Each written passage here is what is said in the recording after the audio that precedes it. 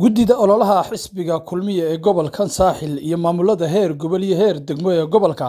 ayaa waxay habeenkii xalay ahaa fariin u direen taageerayaasha xisbiga kulmiye ee guud ahaan gobolkan saaxil iyagoona sheegay maalinta beriya galinka dambe in madaxweynaha jamhuuriyadda Soomaaliland ahna musharaxa xisbiga kulmiye mudane Muuse Biixi Cabdi uu kala qayb gali doono ololaha shacbigweynaha ama taageerayaasha ku dhaqan gobolkan saaxil ee xisbiga kulmiye waxaana halkaasi ugu horeyn ka hadlay gudoomiyaha guddiga ololaha xisbiga kulmiye ee gobolkan saaxil Jaamac Maxamed Cabdi iyagoona hadalka uga dambeeyay gudoomiyaha golaha deegaanka degmada Berbera ahna meeyarka degmada Berbera Cabdishakuur Cidin iyo gudoomiyaha gobolka saaxil Cali Case sidii caawa ay bilaamatay maalintii ololaha ee xisbiga kulmiye ee guud ahaan dalka gaar ahaan gobolka saaxil waxaan doonayaa shacabka inaan la wadaagno sida ololuhu uga bilaabmayo gobolka iyo degmooyinka dalka marka degmooyinka dalka oo shiikh ka mid tahay oo ka mid degmooyinka gobolka shiikh ka mid tahay oo Madheer ka mid tahay Xagale ka mid tahay Laasciid la ka mid tahay Bullaxaar ka mid tahay Laasadacaw ka mid tahay dhammaan degmooyinkaasi waxay qabsanayaan banaanbaxyadooda xilliga subaxnimada ah ay banaanbaxyadooda qabsanayaan iyo soo baxyadooda waxaan doonayaa inaan la wadaago shacabka degmada Berbera gaar ahaan waxa ay bilaamayaan dabaaldegyadu sidii caadiga ahaa subaxnimada laakiin kulankii khayriyada fagaaraha la isugu yimanayay wuxuu bilaamayaa berri toole labada iyo barka galabnimo wixii ka dambeeya waxaana ugu bishaareynayaa guud ahaan shacabka jamhuuriyadda Soomaaliland iyo gaar ahaan gobolka saaxilba inuu berri toole marti ku yahay degmada Berbera madaxweynaha qaranka jamhuuriyadda Soomaaliland oo khudbad ka jeedin doona khayriyada degmada Berbera marka waxaan ugu baaqayaa taageerayaasha xisbiga guud ahaan inay isugu yimaadaan labada iyo barka wixii ka dambeeya khayriyada Berbera halkaas uu ka dhici doono banaanbixii weynaa ay isugu yimaanayeen marka taageerayaasha waxaan ugu baaqayaa inay labada iyo barka wixii ka dambeeya soo bilaabmaan sidii ay goobta isugu yimaan lahaayeen iyagoo ka muuqata calaamadahooda waxaan uga mahadnaqaynaa caawa banaanbaxyada sameeyeen iyo heeganka kaga jiraan goobaha iyo xafiisyada aad iyo aad baan uga mahadnaqaynaa waxaan u sheegaynaa in kulmiye taageerayaashiisa inaanu xisbi ahaan nabadgelyo lagu dabaaldego caafimaad qab lagu dabaaldego guushu gacanteena maanta ku jirtaa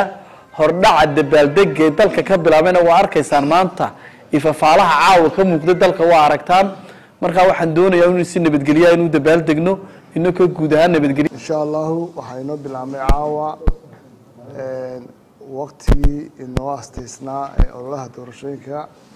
qarankan iska leeyahay jamhuuriyadda Soomaaliland oo caan ku yahay in isbedelku ku yimaado rabitaanka shacabka marka waxaan hambalyeeynaa dhammaan xisbiga kulmiye ee gobolada dalka oo dhan gaar ahaan gobolka saaxil sida gudoomiyuhu sheegay rito degmada gudaheeda saddex galabnimo iyo fagaaraha khayriyada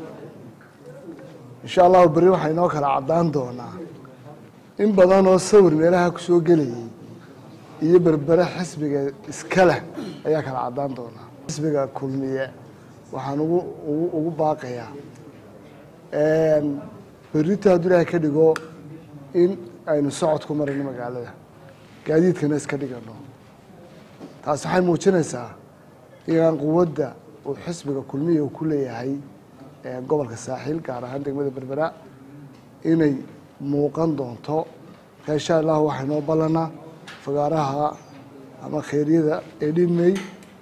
iyo berrito saddex galabnimo iyo inaynu ilaalino xil la iska saarno inaga bulshadeena iyo magaaladeena ilaalino nabadgelyadeeda caafimaadkeena ilaashano gaadiidku waxyeello ku yahay shacabka meesha maraya marka waxaan leeyahay dhamaantiin aad iyo aad mahadsantihiin waxaynu balana berrito haddii Ilaahay ka dhigo gelika hore caawa ilaa gelika hore berrito oo dhan waxa lagu dabaaldegi doonaa magaalada xafiisyadeena iyo shaariicada lagu dabaaldegi doonaa kulanka khudbadda madaxweynahana insha Allah waa inuu fagaaraha idimay dowladtuska haddii aynu nahay xisbiga xaakimka kulmiye berrito 8 ayaa banaanbixeenii weyna uu caawa bilaabmay uu dhici doonaa awalan waxaan guud ahaan gobolka degmooyinka uu ka kooban yahay oo dhan aan u dirayaa baaq inay beritoole si weyn isugu soo baxaan oo ay muujiyaan taageerada ay u hayaan xukuumaddooda iyo xisbigooda sidaa la xusay berberi way ka duwanaan doontaa iyada berbera dhoolatuska iyo soobax wuxuu dhici doonaa gelinka dambe labada iyo barhka iyo wixii ka dambeeya ayuu noo bilaabmi doonaa gelinka horena xafiisyadooda ay dadku isaga sii diyaar garoobi doonaan degmooyinka kale oo gobolku ka kooban yahayna gelinka hore ayuu ka bilaabmi doonaa isu soo baxa iyo dhoolatusku waxaan codsanayaa in si nabadgelyaa lagu dabaal dego waxaynu nahay inagu xisbulxaakimkii waxaynu nahay xisbigii xukuumadda marka inaynu inagu nabadgelyada muujino taageerada aynu hayno xisbigeenna iyo xukuumaddana aynu muujino ayaan idinku baraarujinayaa guud ahaana gobolka ama degmada berbera oo uu nagala soo qaybgeli doono madaxweynaha qaranku gelinka dambe si weyn la isugu soo baxo sidaa maayarka iyo gudoomiyaha gudida kaambiinkuba ay xuseen ayaan ka codsanaynaa dhammaan waxaan iyagana hambalyo u dirayaa ciidamada oo iyaguna si fiican uga shaqeeya nabadgelyada ha la ilaaliyo sidaa la sheegay inagu gaadiidka waaweyn halkooda iska joogi doonaan magaalo baabuur soo geli maayo inagu waynu lug baynu ku mari doonaa sidaa maayarku xusay inagu dadka aan dad hayn baa baabuur soo mariye inagu dadkaynu soo marin doonaa haddii aan laydmo